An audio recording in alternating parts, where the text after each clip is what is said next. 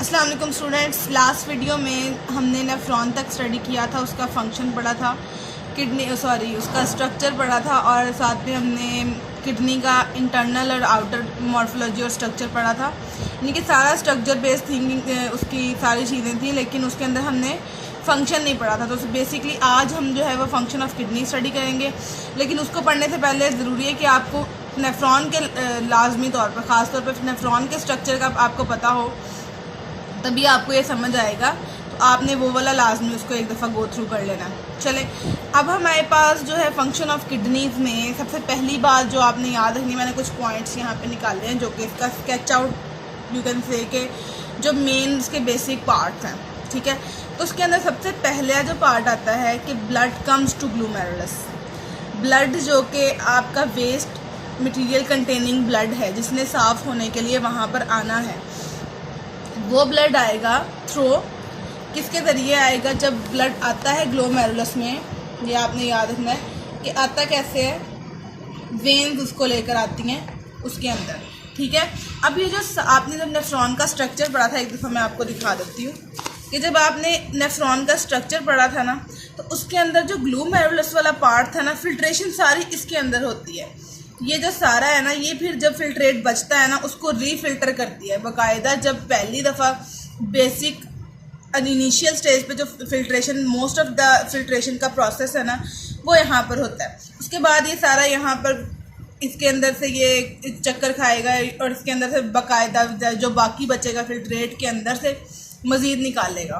तो ये जो इसमें बेसिकली फिल्ट्रेशन है उस वो ग्लोमेरुलर पार्ट में हो रही है, ग्लोमेरुलस में और वुमेन्स कैप्सूल में, यानी कि जो रीनल कार्पोसल का हमारा पार्ट है वो फिल्ट्रेशन में ज़्यादा इंपॉर्टेंस रखता है, ठीक है।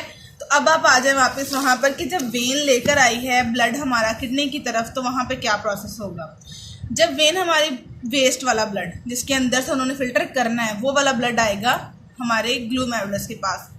तो अब जब वहाँ पे ब्लड आ गया है, तो सबसे पहले क्या होगा कि यहाँ से एक दफ़ा रीड आउट करें कि blood carries nitrogenous waste material from the body to the kidney through which, किसके ज़रिए लेकर आएगा, वेन्स के ज़रिए किडनीज तक ले आए। मतलब किडनीज किससे मिलके बनी होती हैं, नेफ्रॉन से मिलके बनी होती है। तो नेफ्रॉन के ग्लोमेरुलर पार्ट तक वो आ गया। Inside the kidney blood containing nitrogenous waste reaches the glomerulus, glomerulus तक आ जाते हैं। हेयर यहाँ पे क्या होता है, most of the water and waste materials are filter from the blood into women's capsule. अच्छा, आप दूसरे पॉइंट की तरफ आ जाएं। जब वेन्स आ गई लेके आ गई ग्लोमेरुलस में, उसके बाद फिल्ट्रेशन बाकायदा टेक प्लेस होना शुरू हो जाती है। फिल्ट्रेशन होना शुरू हो जाती है कि वेस्ट मटेरियल जो हैं, अगर आप इस वाली इसके ऊपर आप फोकस करें, तो जो आपको पता है कि जो ब्लू वाला पार्ट होता है, ब्लू वाली जो आपकी जिसको शो करती है, वो हमेशा वेन होती है क्योंकि इसमें वेस्ट वाला ब्लड होता है। तो ये जो वेन लेकर आ रही है उसमें क्या होगा कि अब ये जो आपका ये वाला पोर्शन है ना, इसके अंदर जो है वो वेस्ट जो है वो डिफ्यूज़ कर जाएंगे, ठीक है। यहाँ से निकलकर इनकी डिफ्यूजन कहाँ पे हो जाएगी, ये जो खाली पार्ट है वहाँ पर, और उससे आगे ग्रेजुअली ये जो वुमेन कैप्सूल, जो प्याला नुमा एक स्ट्रक्चर था, कप शेप्ड स्ट्रक्चर था, जो इसके अंदर से वेस्ट निकलेंगे वो किसके अंदर चले जाएंगे, ये वुमेन्स कैप्सूल में, ठीक है। वेन हमारी लेकर आई वेस्ट वाला ब्लड, और उसके अंदर से जो नाइट्रोजिनस वेस्ट थे वो निकल कर आ गए पहले इनकी ये जो एम्प्टी स्पेसेस है यहाँ पर, और फिर ग्रेजुअली वुमेन्स कैप्सूल में। वुमेन कैप्सूल क्या काम कर रहा है कि वो फिल्ट्रेट होल्ड कर रहा है। फिल्ट्रेट किसको कहते हैं कि जब हम किसी चीज़ को फिल्टर करते हैं ना, तो जो ऊपर, जैसे अगर हम चाय छान रहे हैं तो जो हमारी छलनी के ऊपर रह जाती है ना वेस्ट पत्ती, वो हमारा फिल्ट्रेट है जो फिल्टर करके हमारे पास बचता है, ठीक है।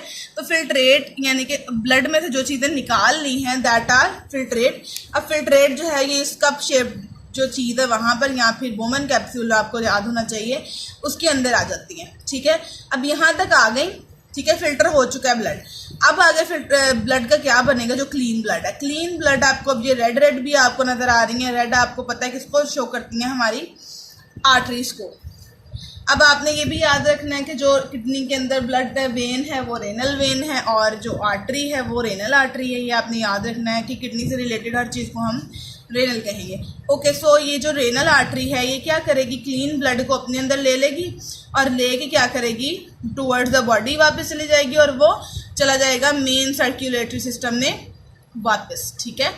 ये क्या हो जाएगा, वापस मेन सर्कुलेटरी सिस्टम तक चला जाएगा और वापस वो बॉडी में जो है वो अपनी गर्दिश स्टार्ट कर देगा, क्योंकि अब वो क्लीन हो चुका है, उसको मज़ीद फिल्ट्रेशन की ज़रूरत नहीं है। यहाँ से हमने क्या फर्स्ट पॉइंट भी देख लिया, सेकंड पॉइंट भी देख लिया। ये अब थर्ड पॉइंट मैंने आपको भी बताया कि arteries take back to main circulatory system. अच्छा, अब ब्लड चला गया, ब्लड का काम ख़त्म है, ब्लड साफ़ होके वापस अपने ठिकाने पे जा चुका है। अब हमारा काम जो है वो आ गया है। ये जो फिल्ट्रेट बोमन्स कैप्सूल में आया था, इसने क्या करना है आगे, जब ये वाला जो फिल्ट्रेट है इसने आगे क्या करना है, नेफ्रॉन के स्ट्रक्चर पे आप अगर हम वापस जाते हैं तो नेफ्रॉन के स्ट्रक्चर में यहाँ तक हो चुका है, यहाँ पे ब्लड आ चुका है। अब जो है वो अब ये ऑन द वे हैं टुवर्ड्स द ट्यूब्यूल्स, ठीक है। ये proximal tubule, distal tubule, lobe of Henle, different चीज़ें इन जगहों पर अब्जॉर्ब होती हैं, लेकिन ये आपके लेवल से बड़ी बात है कि एग्जैक्टली आपको बताना कि कौन कौन सी जगह पर किस किस किस्म चीज़ की फिल्ट्रेशन होती है। अब ये जो फिल्ट्रेट है वो जाएगा यहाँ पर, और यहाँ से गुजरने के दौरान मज़ीद इनकी रीफिल्ट्रेशन और रीफिल्ट्रेशन होगी। यहाँ सब चीज़ों से गुजरने के बाद एट लास्ट जब ये कलेक्टिंग डक्ट तक पहुँचते हैं तो ये जो फिल्ट्रेट था ना, यहाँ पर चीज़ें जो निकाली थी ब्लड में से, उसका भी 99% वो दोबारा से फिल्टर कर लेते हैं, यानी कि सिर्फ 1% जो है वो हमारा यूरिन फॉर्म होता है। 99% उसमें यूजफुल सब्सटेंसेस होते हैं जो वापस ब्लड के अंदर जाने के लिए तैयार हो जाते हैं। फिर अब जो कलेक्टिंग डक्ट है, इसने 99% जो है वो वापस जो है वो बाहर भेज दिए, निकाल दिया, और सिर्फ 1% जो है यहाँ पर बचा है, और वो हमारा यूरिन फॉर्म होगा, ठीक है। ये आपने याद रखना है। और लास्टली फॉर्म यूरिन, और ये जो 1% है हमारे पास वो बनाएगा, और 99% जो है वो वापस चला जाएगा। Okay, blood carries nitrogenous waste material from the body to the kidney. Blood लेकर आता है नाइट्रोजनस वेस्ट को किडनीज की तरफ। इनसाइड द किडनीज के अंदर blood containing nitrogenous waste reaches the glomerulus तक आ गया है। Most of the water and waste material filtered from the blood into the women's capsule. के वेस्ट मटेरियल ब्लड से निकाल के वुमेन्स कैप्सूल में एंटर कर देते हो। और उसके बाद क्या होता है, the blood after losing waste material is collected in arterioles, ठीक है। आर्टेरियोल्स जो आर्टरीज मिलके थोड़ी बड़ी मतलब अपने से बड़ी बनाती हैं, आर्टरीज मेजर आर्टरीज कह लें, वो हमारे पास आर्टेरियोल्स होती हैं, which ultimately form renal artery, छोटी वाली होती हैं वो मिलके आर्टरी बनाती हैं बड़ी renal artery. The clean blood is brought back to the main circulatory system. This filtrate which moves into renal tubule of nephron also contain some useful substances. अब वही जो मैंने आपको पहले बात बताई कि जो फिल्ट्रेट गया उसमें भी यूजफुल सब्सटेंस होती है, जिसमें से 99% ऑन द पैसेज दोबारा से रीअब्जॉर्ब कर ली जाते हैं ब्लड के अंदर, और ओनली 1% जो है वो into the blood in capillaries around renal tubule during this reabsorption. इस रीअब्जॉर्प्शन के दौरान more waste materials are absorbed from blood capillaries into renal tubule filtrate. Now the filtrate in renal tubule is called urine. अब जो renal malfunctions of kidney ना हमारा next topic है, और ये लास्ट टॉपिक है इस चैप्टर का। इसके अंदर सबसे माल फंक्शनिंग आपको मैं बता दूं कि जो हमारी डिजीज़ हो सकती हैं किडनी से रिलेटेड, या किडनी जब ख़राब काम करना शुरू कर देती है, वो हमारे पास माल फंक्शन होता है किडनी का। सबसे पहला जो है, जो आप हमने सुना भी बहुत ज़्यादा, किडनी में पत्थरी हो जाना या फिर स्टोन्स हो जाना किडनी में, ये हमारा सबसे ज़्यादा कॉमन और ज़्यादा सुनते हैं हम इसके बारे में। ओके, इसमें होता क्या है कि किडनी कभी कभार ऐसा होता है कि जो हमने भी पीछे नेफ्रॉन की वर्किंग पढ़ी है, वो जो नेफ्रॉन्स होते हैं ड्यू टू सर्टेन रीजंस, आमतौर पे डायबिटिक पेशेंट्स जो होते हैं या फिर हाइपरटेंशन के पेशेंट्स जो होते हैं, उनका जो ग्लूकोज लेवल है वो ख़राब होने की वजह से उनके अंदर जो है वो किडनीज़ का प्रॉब्लम होता है। नेफ्रॉन जो है अच्छे तरीके से काम नहीं करते, तो फिल्ट्रेशन अच्छे तरीके से नहीं होती, तो ऑब्वियसली फिर जो वेस्ट मटेरियल है वो भी कहीं ना कहीं एक्यूमुलेट होना या जमा होना शुरू हो जाते हैं। उसकी वजह से क्या होता है कि वो वेस्ट जो होते हैं, सॉल्ट्स जो होते हैं, जिस तरह सॉल्ट के आमतौर पे क्रिस्टल बन जाते हैं या फिर स्टोन्स बन जाते हैं ना, लाइक अगर एक जगह वो जमा हो जाए, ऐसे सेम टू सेम जो है वो हमारी किडनी में जमा हो जाते हैं। उससे क्या होता है कि sometimes kidney can not work efficiently such that to remove nitrogenous waste or salts from the body. In such situations the salts accumulate in kidney and form stones. क्या होता है कि हमारे पास किडनी अच्छे तरीके से काम नहीं करती और नाइट्रोजनस वेस्ट जो हैं वो ब्लड से के अंदर आते हैं, लेकिन वो अच्छे तरीके से उसको फिल्टर नहीं करती और वहीं के वहीं पे जो है वो जमा होना शुरू हो जाते हैं, और उससे क्या होता है कि वो स्टोन बना देते हैं। Formation of stone disturbs the normal functioning of kidney. और उसके अलावा ये भी होता है जो थोड़ा बहुत पहले काम कर रहा होता है किडनी, वो भी काम ख़राब हो जाता है, क्योंकि वो फिर फंस जाते हैं। एक जिस तरह आप यहाँ पे देख रहे हो कि वो यूरेटर के अंदर या फिर ये पेल्विस के रास्ते में, या फिर कहीं भी जो है जहाँ पे भी फंसेंगे वहाँ के जो स्पेसिफिक रीजन के नेफ्रॉन्स हैं वो अपना जो ड्रेन करेंगे यूरिन, उसके ड्रेनेज में मसला हो जाएगा, तो आपको यूरिनेशन में आपको प्रॉब्लम हो सकती है, आपके नेफ्रॉन वहाँ के जो हैं वो डैमेज हो सकते हैं, इसकी काफ़ी जो है वो आपको प्रॉब्लम्स हो सकती हैं और बहुत जो है वो सीवियर पेन भी हो सकती है इसकी वजह से। तो जो सॉल्ट्स होते हैं वो एक्यूमुलेट हो सकते हैं डिफरेंट रीजन्स पे, जो मैंने आपको बताया यूरेटर में हो सकते हैं, जैसे आपको यहाँ पे नज़र आ रहा है रीनल पेल्विस में हो सकते हैं। यूरिन का ड्रेनेज का मसला हो जाता है कि वहाँ के नेफ्रॉन जो हैं बेसिकली वो काम करना छोड़ देते हैं, तो एक्सेसिव आपकी बहुत सीवियर किस्म की पेन होती है। और ये आमतौर पर होते क्यों हैं? The common causes of kidney stones are excessive calcium salts in the food and uric acid. ठीक है, यानी कि कैल्शियम सॉल्ट्स जो हैं वो अगर इनटेक ज़्यादा है या फिर यूरिक एसिड का अगर आपको प्रॉब्लम है तो उसकी वजह से आपके किडनी स्टोन्स जो हैं वो हो सकते हैं। यहाँ पे आपको यूरेटर, रीनल पेल्विस और ये यूरिनरी ब्लैडर के स्टोन्स जो हैं कुछ दिखाए हुए हैं। अब बात यह है कि इनका क्योर कैसे है, इनको ठीक कैसे करते हैं। उसके दो तरीके हैं, एक हमारे पास लिथोट्रिप्सी और दूसरा सर्जरी की वजह से हो सकता है, लेकिन आमतौर पर लिथोट्रिप्सी ज़्यादा यूज़ की जाती है। लिथोट्रिप्सी जो है उसमें हम क्या करते हैं कि हम हाई स्पीड शॉक वेव्स जो हैं वो यूज़ करते हैं, तो उन ताकि वो शैटर हो जाएं, वो घुल जाएं और वो जो है यूरिनेशन के रास्ते या फिर किसी और तरीके से जो है वो बाहर निकल जाएं। तो इसके अंदर लिथोट्रिप्सी के अंदर बेसिकली ये इसका मैकेनिज्म है। स्मॉल साइज़ ये इसके लिए है कि लिथोट्रिप्सी में अगर स्मॉल साइज़ के किडनी स्टोन्स हैं वो रिमूव किए जा सकते हैं इस चैटरिंग की तरीके से, या फिर जो हाई स्पीड शॉक वेव्स देनी है। लेकिन जो अगर बड़े स्टोन्स हैं थोड़ी ज़्यादा उसकी जो साइज़ है वो थोड़ा ज़्यादा है, तो वो वाले जो हैं वो विदाउट सर्जरी जो है वो रिमूव नहीं किए जा सकते, उसके लिए सर्जरी को करना पड़ता है, ऑपरेट करना पड़ता है। Small size stones can be remove through urinary system by drinking more water. अच्छा, कुछ ऐसा भी होता है कि कहते हैं ना आपके कि आपकी सिर्फ रेत है, तो वो अगर आप वाटर इनटेक अपना ज़्यादा करोगे, यूरिनेशन आपकी ज़्यादा होगी, तो वो हो सकता है कि इस तरह से ठीक हो जाए बगैर आपको शॉक वेव्स दिए या जो दवाइयाँ यूज़ किए बगैर। Drinking more water, medium size stones are remove by lithotripsy. Lithotripsy involve bombardment of shock waves, जैसे मैंने आपको भी बताया। On the stones from outside shock waves break the stones into small pieces which are passed out of the body through urine. ठीक है, still large stone need surgery for their removal. के हैं जो ज़्यादा अभी भी इससे भी बड़े होते हैं वो सर्जरी के बगैर नहीं हो सकते।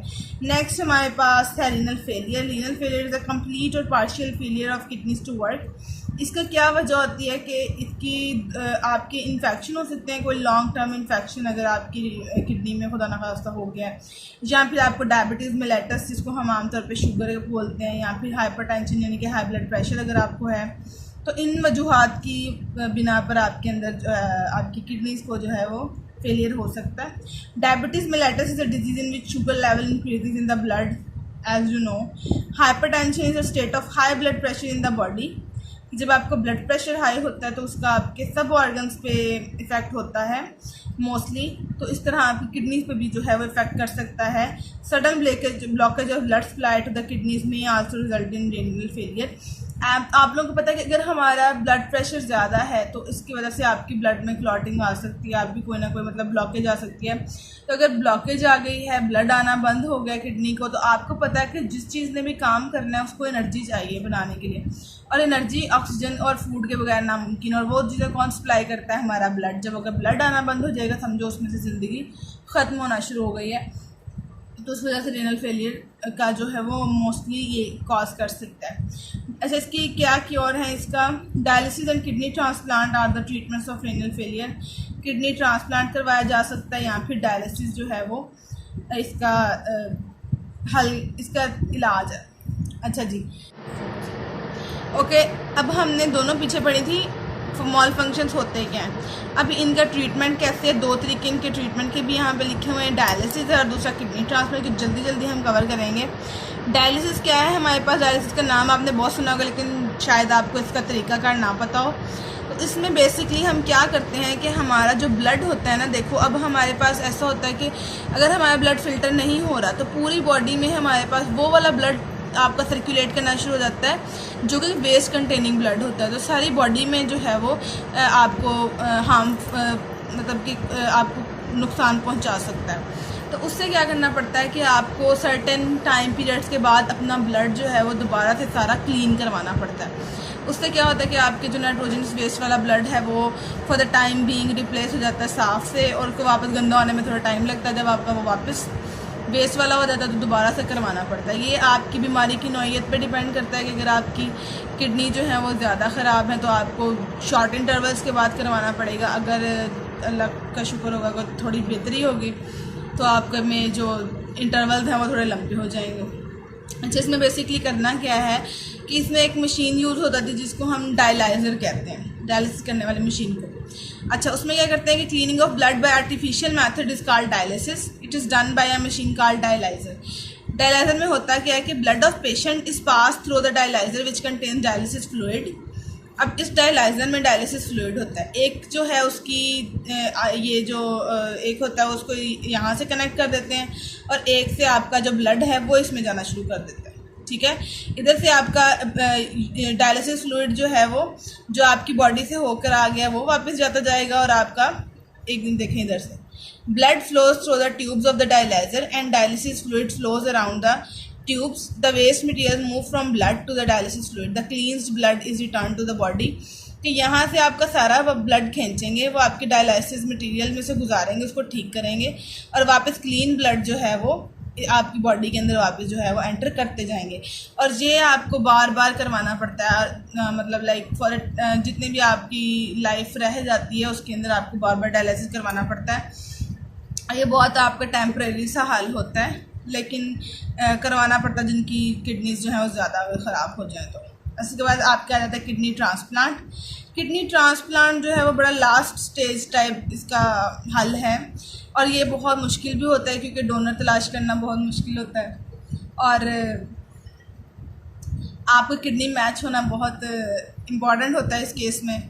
और इससे क्या, और सबसे बड़ी बात कि आपका किडनी अगर ना मैच हो, आपका ऑर्गन जब भी आप कोई ऑर्गन ट्रांसप्लांट करवाते हो, अगर आप वो ऑर्गन ट्रांसप्लांट करवा लेते हो और उसको ऑर्गन ट्रांसप्लांट करवाने के बाद अगर आपको कोई मसला, तो आपकी जो थोड़ी बहुत ज़िंदगी थी वो भी आपकी ख़त्म होने का अंदेशा होता है, क्योंकि अगर वो बॉडी रिजेक्शन हो जाए आपकी तो बहुत प्रॉब्लम कॉज कर सकती हैं। तो ये बहुत सोच समझ के करवाने वाली चीज़ है।